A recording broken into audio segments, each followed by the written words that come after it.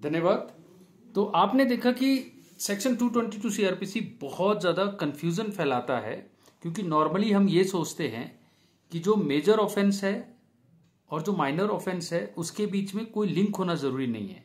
बिल्कुल नहीं, वो दोनों कोग्नेट होनी चाहिए। डिस्टिंक्ट या डिफरेंट ऑफेंसेस इसमें आप माइनर बोल के कि चलो सज़ा कम है, लगा देता हूँ बिना चार्ज के और कन्विक्शन कर देता हूँ, गलत हो जाएगा।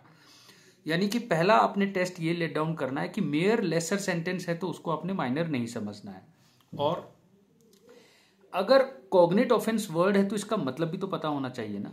तो इसको जानने के लिए आप ये समझें कि कॉग्नेट का मतलब लेजिस्लेचर ने ये रखा है कि मेन इंग्रेडिएंट दोनों के कॉमन हो। जैसे मान लेते हैं हाउस ट्रेसपास का अपराध आप पे लगा, प्रूव हुआ क्रिमिनल ट्रेसपास, तो बिना चार्ज फ्रेम किए भी आप सेक्शन 222 के तहत माइनर ऑफेंस बोलकर कन्विक्शन कर सकते हैं कि नहीं? बिल्कुल कर सकते हैं। रीजन, दोनों में मेन इंग्रेडिएंट तो ट्रेसपास के ही हैं। लेकिन अगर रेप का चार्ज लगा पर रेप प्रूव ही नहीं हुआ, इजैकुलेशन बाहर ही हो गया, तो क्या 354 में सजा दे सकते हो? क्योंकि क्रिमिनल फोर्स यूज करके डिसरॉब तो किया ही था। तो यहां पर अगर आप देखेंगे कि दोनों के चैप्टर अलग अलग है, एक ह्यूमन बॉडी के अगेंस्ट एक क्रिमिनल फोर्स का लड़ाई है, लेकिन उसके बावजूद क्योंकि मेन इंग्रेडिएंट्स में से कुछ इंग्रेडिएंट को खत्म कर दिया जाए, अगर नहीं प्रूव हुआ तो भी वो इंडिपेंडेंट एक ऑफेंस है, तो वहां पर भी हम लगा सकते हैं। लेकिन ये अकेला क्राइटेरिया नहीं है कि इंडिपेंडेंट एग्जिस्टेंस होना चाहिए या नहीं होना चाहिए। मैं कुछ आपको लेट डाउन करके दे रहा हूं अलग अलग फॉर्मूले, जिससे कि आप पता लगाएं वो कॉग्नेट है। एक बहुत इंटरेस्टिंग चीज लेते हैं और आप इसका जवाब बता के देखना। मान लो एक इंसान के ऊपर जब चार्ज लगाते हो आप, तो आप कहते हो आपने क्रिमिनल फोर्स यूज किया। अब क्रिमिनल फोर्स और असॉल्ट में अगर आपको फर्क नहीं पता लगेगा तो आप इस क्वेश्चन को भी नहीं समझ पाएंगे। तो मैं फिर से समझाता हूं। चार्ज आपने लगाया सेक्शन 352 सीआरपीसी का, मगर वो डेफिनेशन फॉल करता था 350 यानी क्रिमिनल फोर्स, लेकिन प्रूव होता है 351 यानी असॉल्ट।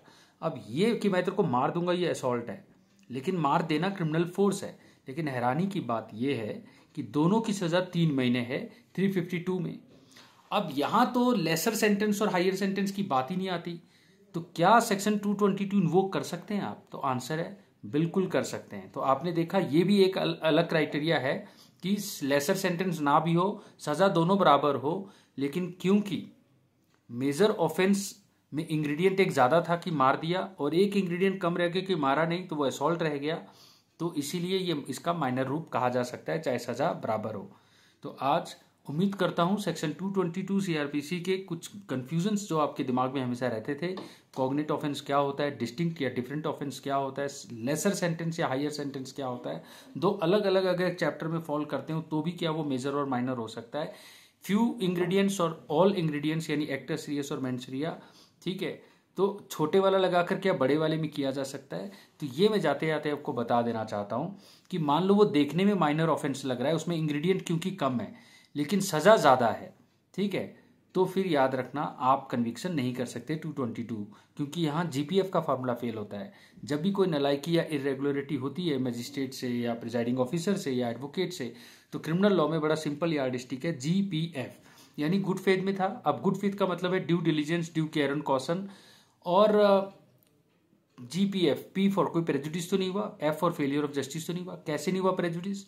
आपने जो चार्ज लगाया उसमें मान लो 3 महीने की सजा थी और जिसमें आप सजा दे रहे हो उसमें 4 महीने की है।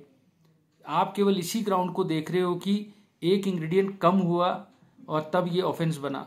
आप कमेंट सेक्शन में लिख के ऐसा कोई एग्जाम्पल दे सकते हैं, या फिर हमें रिक्वेस्ट कीजिए, हम इस पे भी आपको एग्जाम्पल देंगे जहां पर इंग्रेडिएंट तो कम है, छोटा डायनामेट है, मगर सजा ज्यादा है, तो उसको आप माइनर ऑफेंस बोल करके इंग्रेडिएंट कम है आप 222 इन्वोक नहीं कर सकते। धन्यवाद।